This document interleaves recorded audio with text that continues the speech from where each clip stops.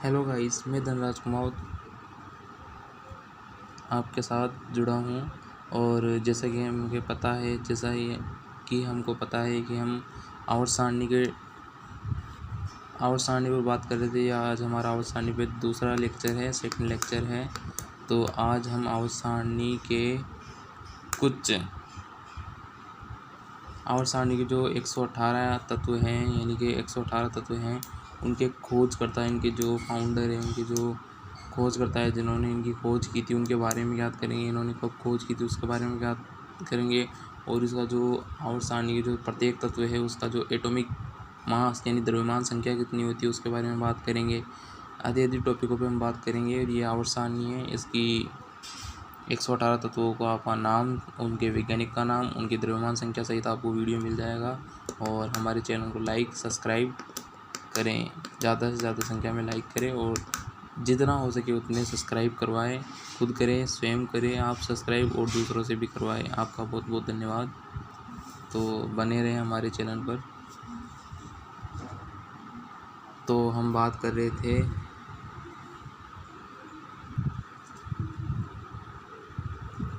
हम बात कर रहे थे कि जो पहला तत्व आता है आवर्त सारणी का, वो सबको पता है क्या होता है। हाइड्रोजन होता है। हाइड्रोजन को H प्रतीक से दर्शाते हैं। और जो उसके आविष्कर्ता, खोजकर्ता, जो फाउंडर थे इसके, वो क्या थे? एच क्वेंडिल थे।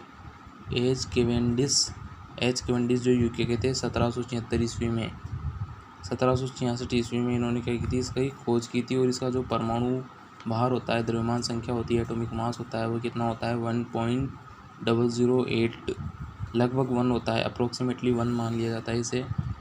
और हीलियम जो सेकंड नंबर पे आता है आपका, उसकी खोज किसने की थी? फ्रैंकलिन लोकेयर यूके के थे। 1868 में की थी। 4 इसका क्या होता है? एटॉमिक मास यानी द्रव्यमान संख्या होती है। द्रव्यमान संख्या इसकी 4 होती है। तीसरा आता है लिथियम के वैज्ञानिक कौन थे? J.A.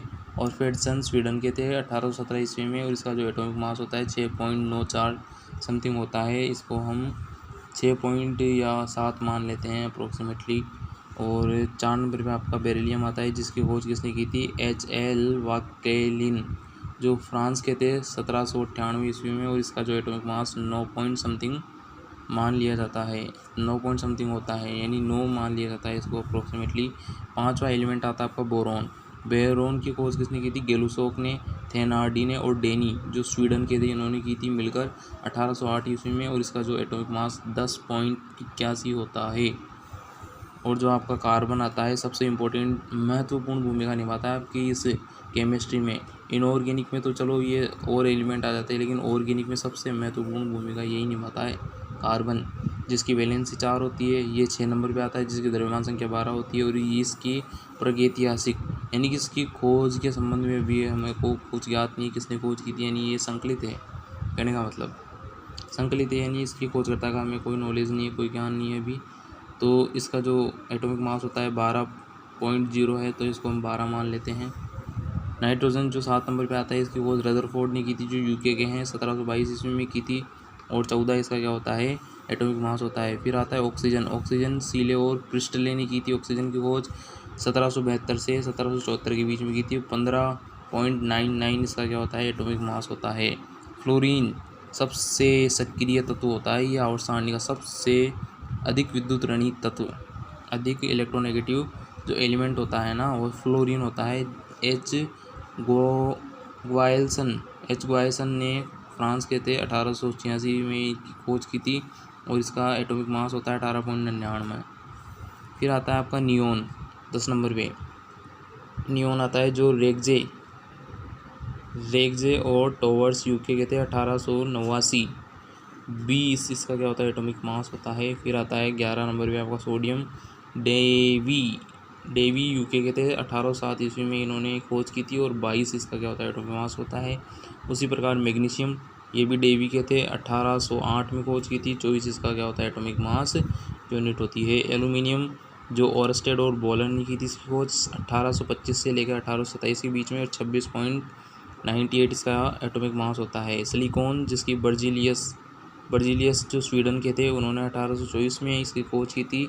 28.08 लगभग इसका एटॉमिक मास होता है। फिर आता है फास्फोरस, एच ब्रांड जर्मनी के थे 1669 ईस्वी में, और 30.97 इसका क्या होता है एटॉमिक मास यूनिट होती है, एटॉमिक मास यूनिट होती है। फिर आता है आपका 16 नंबर पे फॉस्फोरस, फास्फोरस 16 नंबर पे, 15 पे हो गया फास्फोरस, तो 16 पे आता है आपका सल्फर, जो प्रागैतिहासिक है, इसकी खोज के बाद संबंध में भी कोई नॉलेज में नहीं है, प्रागैतिहासिक है ये, प्रागैतिहासिक। 32 इसका एटॉमिक मास यूनिट होता है, 32 इसका क्या होता है एटॉमिक मास यूनिट होता है।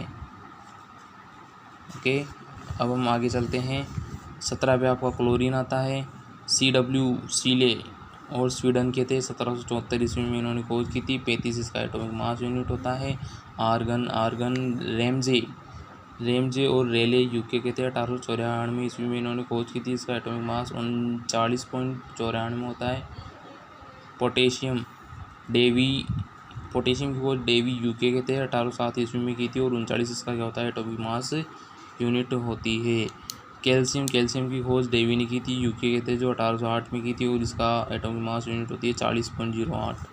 स्कैंडियम SCAL नील्सन और स्वीडन के थे ये, इन्होंने 1879 में 44.95 इसका एटॉमिक मास यूनिट होता है। टाइटेनियम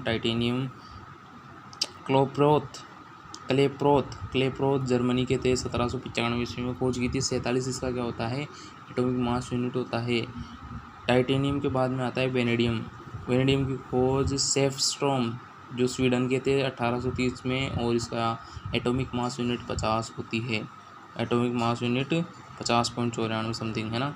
क्रोमियम जो वाकवेलिन क्रोमियम की खोज वाकवेलिन फ्रांस के थे, उन्होंने 1798 ईस्वी में की। 51.99 इसका क्या होता है एटॉमिक मास यूनिट होता है। मैग्नीज जेजी जोन स्वीडन के थे 1774 ईस्वी में, 54.93 में इसका क्या होता है एटॉमिक मास यूनिट होता है, और 1774 ईस्वी में जेजी जोन स्वीडन ने इनकी खोज की थी मैग्नीज की।